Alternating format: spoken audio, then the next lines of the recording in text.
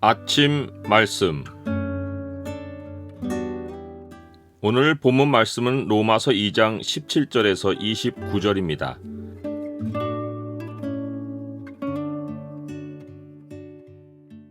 오늘 본문을 소망의 창으로 보면 누가 진정으로 유대인인지가 보입니다. 소망의 창을 보여주는 구절은 2장 29절입니다. 오직 이면적 유대인이 유대인이며 할례는 마음에 할지니 영에 있고 율법 조문에 있지 아니한 것이라. 그 칭찬이 사람에게서가 아니요 다만 하나님에게서니라.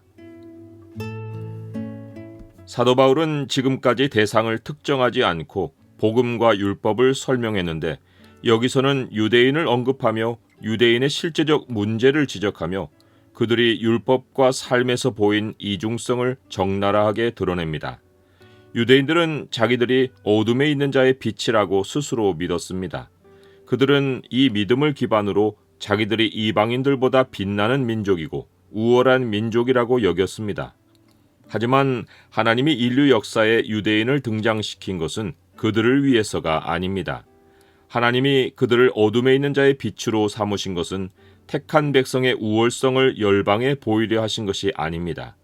그들은 자체로 빛이 아니라 이방의 빛이었습니다. 하나님은 유대인들을 빛으로 사용하여 열방에 흩어진 자기 백성에게 하나님께로 나오는 길을 보여주려 하셨습니다. 하나님께로 나오는 유일한 길은 예수 그리스도이신데 유대민족은 그 그리스도의 예표였습니다.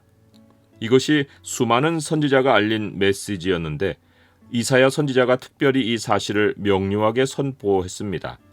나 여호와가 의로 너를 불렀은즉 내가 네 손을 잡아 너를 보호하며 너를 세워 백성의 언약과 이방의 빛이 되게 하리니 내가 눈먼 자들의 눈을 밝히며 갇힌 자를 감옥에서 이끌어내며 흑암에 앉은 자를 감방에서 나오게 하리라. 하나님은 유대인들이 하나님이 맡기신 빛의 사명을 감당할 수 있도록 율법을 주셨습니다. 그들이 하나님의 뜻대로 먼저 살고 다른 민족을 하나님께로 안내할 수 있게 하셨습니다. 즉 유대민족이 역사에서 감당할 직분은 열방을 인도하고 가르치는 교사였습니다. 죄라는 어둠에 갇혀 사는 자들에게 하나님께로 나오는 길을 가르쳐야 했고 어둠에 있는 자에게 빛을 비추어 진리의 빛 가운데로 나오게 해주어야 했습니다. 그러려면 그들이 먼저 율법의 교훈을 받아 하나님의 뜻을 알고 지극히 선한 것을 분간할 수 있어야 했습니다. 그런데 막상 그들이 현장에서 교사 직분을 수행하는 것은 열방으로 나아가 말로 전하는 것이 아니었습니다. 하나님은 그들을 약속의 땅에 두시고 다른 민족이 빛을 향해 나오게 하셨습니다. 유대민족은 자기들이 사는 땅에서 율법의 지식과 진리를 삶에서 구현하여 본능에 따라 판단하고 행동하는 어리석은 이방인들의 선생 역할을 해야 했습니다.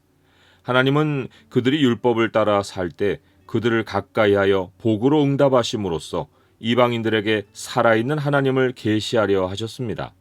당시 사람들은 하나의 신을 섬기다가 더 나은 신이 있으면 신을 바꾸었습니다.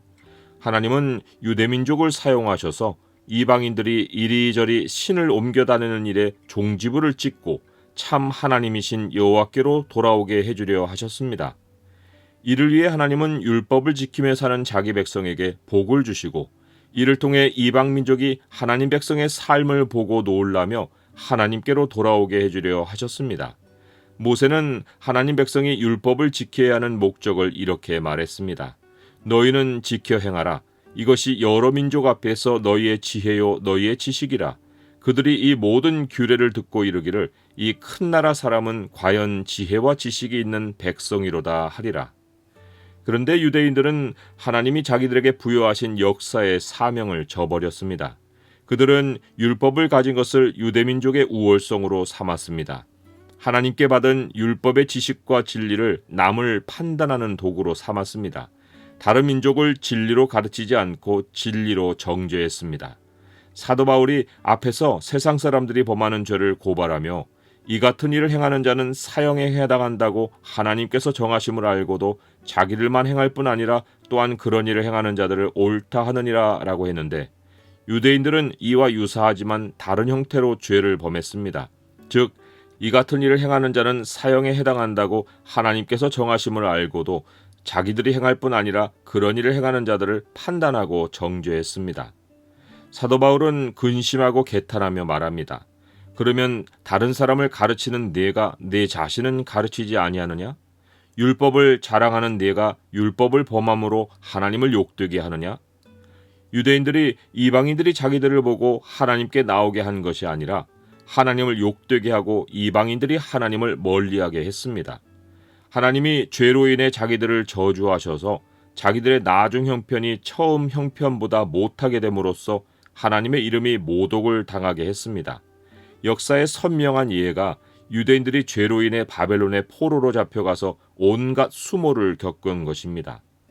이방인들은 유대인들이 당한 일에 주목하며 하나님을 믿는 백성이라더니 여호와 하나님이 우리 신들보다 한참 못한 신이라고 조롱했습니다.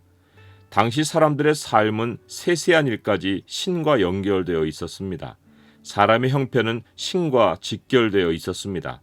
오늘날이라고 다르지 않습니다. 세상은 그리스도인들을 주목합니다.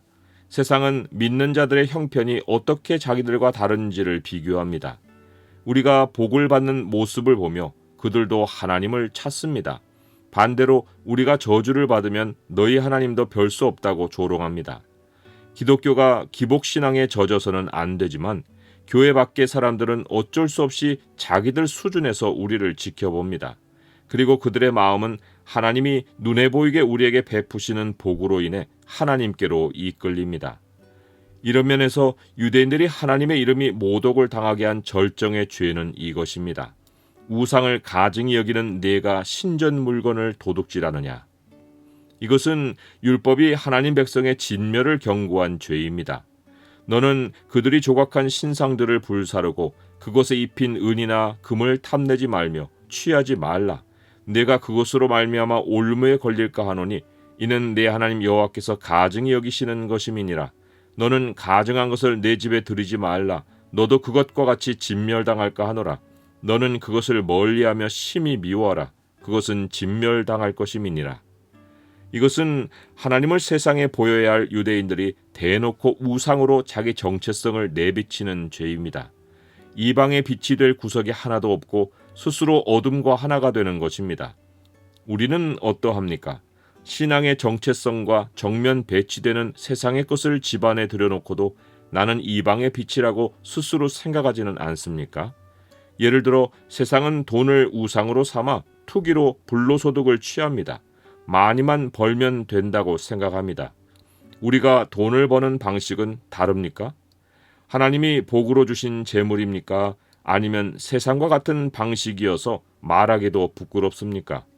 하나님이 가증히 여기시는 것을 집에 들이면 그 결과 진멸을 당하고 하나님의 이름이 모독을 받으십니다. 유대인의 표시가 할례이듯 그리스도인의 표시는 세례입니다. 그러나 할례이든 세례이든 표면적 유대인이 아니고 세례만 가지고는 그리스도인이 아닙니다. 이면적 유대인이 유대인이고 할례는 마음에 하여야 합니다. 이 일은 오직 하나님의 영이 하십니다. 내가 하나님의 백성이라는 사실에 놀라고 칭찬하는 일도 사람에게서가 아니라 하나님에게서 나와야 합니다. 종교인이 되는 것은 세상 사람도 쉽게 합니다. 하지만 율법을 행하고 하나님의 뜻에 순종하는 것은 하나님의 영으로만 됩니다. 구약이나 신약이나 우리에게 나타나신 하나님은 영이십니다. 율법이 글자가 아니라 살아계신 하나님의 음성이듯이 율법을 따르는 것도 율법 조문을 틀림없이 행하는 것이 아니라 하나님의 영이 들려주시는 길로 걷는 것입니다. 하나님의 영을 잃은 곳에는 할례든 세례이든 종교의 표시만 남고 생명은 없습니다. 땅을 떠날 때 할례나 세례받은 몸은 벗어버리지만 영원히 우리의 정체성은 하나님의 영과 함께하는 우리 영혼입니다. 몸의 훈련이 복음의 메시지가 아니라 하나님 아버지께로 가는 것이 복음에 순종하는 것입니다.